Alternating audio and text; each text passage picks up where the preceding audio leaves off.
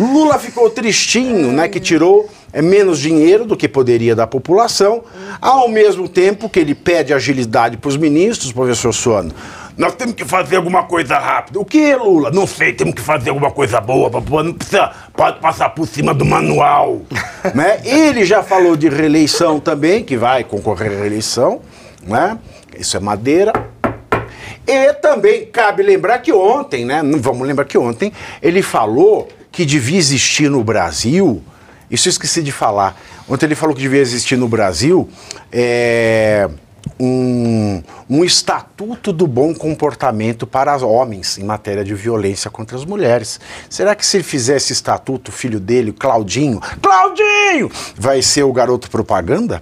É muito provavelmente, mas ele não entenderia e não serviria para eles. Essa é uma das características desse socialismo em que a burocracia ascende aqueles que assumem o poder, eles estão acima das leis. Em todos os lugares você encontra isso, onde se implanta o socialismo, nessa configuração contemporânea.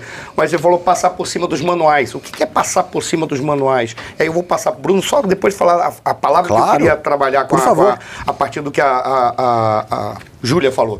Mas o que seria passar por cima dos manuais? Vou tentar juntar tudo.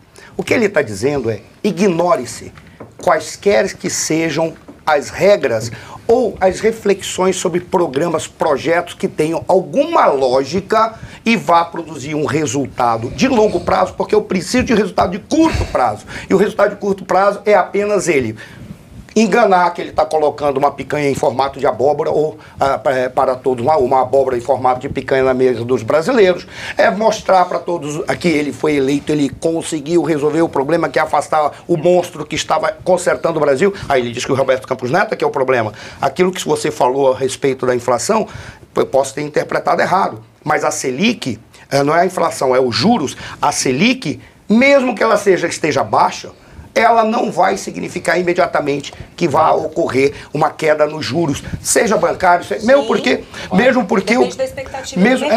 porque nós temos um problema no Brasil. Quando o Bruno falou, nós temos 5 bancos, no máximo nós temos 10. Compara com um local em que existe uma concorrência de bancos. Estados Unidos, eu lembro que eu errei uma vez num debate contigo, falei 100 e pouco, você falou tem quase 6 mil bancos nos Estados Unidos. É simples. Assim, você tem concorrência entre os bancos para oferecer moeda para o povo e ali tem a concorrência, você pode negociar. Por isso que aqui um cartão dá 400% de juros ao ano, porque um cheque especial dá 200%, porque nós não temos a concorrência. Mas a única questão que eu queria fazer uma consideração, quando você falou da inteligência, tudo bem.